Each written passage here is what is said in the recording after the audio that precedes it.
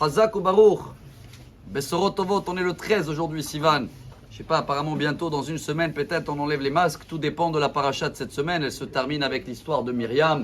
Il faut savoir qu'est-ce qu'on parle. J'espère qu'on a appris comment parler ou comment moins parler pendant toute cette année-là. Mais aujourd'hui, il y a quelque chose qui peut nous donner beaucoup de force pour Bé'alotra, pour savoir s'élever, même si des fois on a une petite flamme, on n'a pas beaucoup de courage. Il y a quelque chose qui va nous donner une grande lumière. Vous savez que Moshe Rabbeinu, dans cette paracha, moi je l'appelle avec mon français qui est pas très bien, c'est la paracha des plaindres, Tlunot. Il y a beaucoup des plaindres. Hier on a vu que c'était des pastèques, après c'est de la viande, Pessar Sheni, etc. Et Moshe Rabbeinu à un moment il dit Hachem, comment je fais avec il pouvait pas, Moshe avec son niveau, écouter des gens qui se prennent la tête pour pastèques. C'est comme si un adulte de 50 ans, il voit deux enfants qui se bagarrent sur un chocolat. Il veut les aider. Bien sûr que je veux les aider les enfants, mais si on écoute que ça toute la journée, le pauvre, l'adulte, c'est compliqué. Alors Hachem, qu'est-ce qu'il le dit? Tirage au sort. Tu vas déléguer 70 personnes, des sages qui vont être avec toi, et eux, ils vont gérer les histoires de chocolat et pastèques. Comment on va prendre maintenant 70? Alors il va falloir prendre de chaque tribu combien? 6.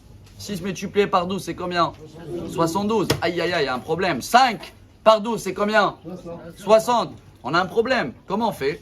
Alors, ils ont pris 6 par tribu, ils ont fait 72 tickets, mais il y avait 2 tickets blancs.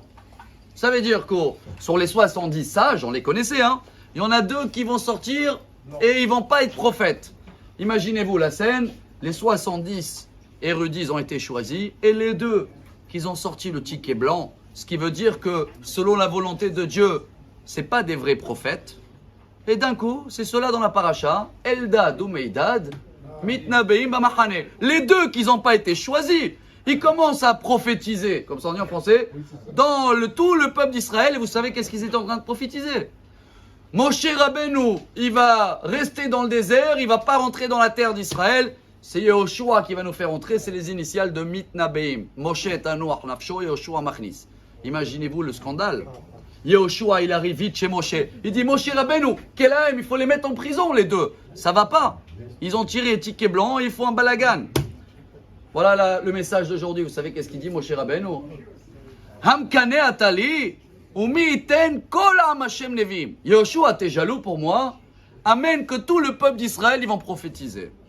Chers amis, Yehoshua, il voit les choses comme certains de nous aussi, on essaie de le voir. Il y a des méritants, il y a des non-méritants, il y a des érudits, il y a des non-érudits. Même dans l'époque d'Hillel, il fallait payer pour étudier. Il y en a qui ont les moyens, il y en a des cours de Torah payants, il y en a gratuits. Mais Moshe Rabbeinu dit non, tout est gratuit, c'est accessible à tout le monde. Chacun, même le plus petit du peuple d'Israël, il pourrait être un prophète.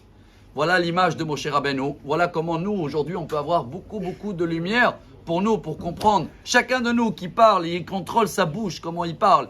Et il essaye de trouver un peu de positif autour, c'est un mini-prophète. Et dans ce cas-là, voilà, Be'alotecha et Tanerot. Ce petit point va nous amener, j'espère, si Dieu veut, une grande lumière pour avoir une excellente journée. Amar Rabbi Elazar, Amar Rabbi Hanina.